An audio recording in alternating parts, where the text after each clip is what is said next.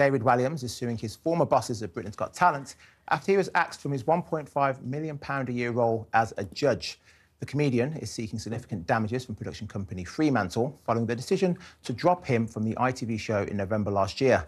Walliams stepped down after being caught on mic making derogatory comments about contestants during a break in filming. In one instance, he called an elderly performer the C word 3 times, and Walliams apologised after the transcript was leaked, arguing his comments were part of a private conversation never intended for broadcast. Amid the legal battle, the presenter's relationship with co-star Simon Cowell has also reportedly suffered a hit. Insiders say there is now some distance between the pair, with their friendship appearing to be on the rocks. I think using the word comic or comedian there is doing some heavy lifting. A stretch. Yeah, usually it's not funny at all. But he's worked in TV for forever. The microphone is on all the time. Sharon, you've worked on these kind of entertainment, judging shows. You've had on the X Factor for years. 4 years, and America's Got Talent. And look, when you've been working like 12 hours and you're floundering, you're like this, you really want to just sleep, and you say things to each other to buck each other up and giggle and whatever, and sometimes it is inappropriate. Yeah. And I'm not saying that I've been an angel my entire life, that I don't say to a co-host, you know, even something sexual, but we're mates, and I'm not going to lie. Yeah. And it's, you know, you do it, but it's not meant, it's not serious, it's just banter, you know, to keep everybody up and whatever. But it's totally wrong how this tape got out. How did it get out? We all know how it works. We all know how it works. So the thing is, it was obviously leaked by a soundman, a producer, a showrunner.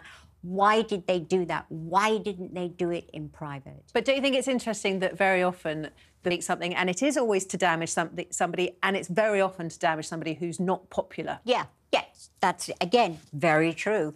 That the comments that he made, utterly inappropriate, and you would hope that somebody wouldn't make those about you if you happened to stand up on stage and all that stuff. But also, as you correctly say, it's not right that in a work environment, in a conversation which is private, that somebody's just leaking in order to cause damage.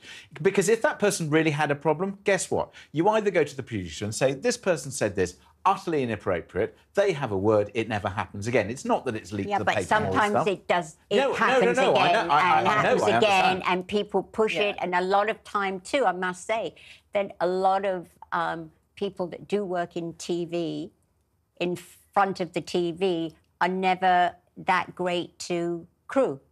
So, well, exactly, you know, and also we've talked a lot recently about whether it's Russell Brand, whoever, where lots of people knew that there was inappropriate behaviour and nobody tackled it because it's the talent, it's the superstar. And I can imagine that it would be very difficult for somebody to whistle-blow on somebody as big as David Walliams. Yeah, sure. Can I just say, way back when I first started in television, I remember somebody came up to me after I'd been heard saying something about somebody or other, and they leaned over and they said, just a word, you're never alone with a microphone. That's true. And I moved off and I thought, and from that moment on... It's Rule 101.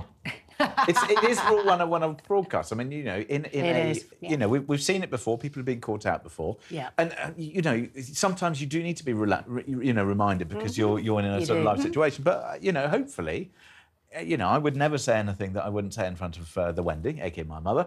You know, on the basis if you mention that, I mean, if you don't say it, then you're going to be in a better place. But having said that, I still think it's wrong as to how it got out, why it got out. Absolutely. Yeah, I'm not saying that what he said was, correct or gentlemanly or, kosher. It wasn't ugly, but it's Fremantle should never have let it go out.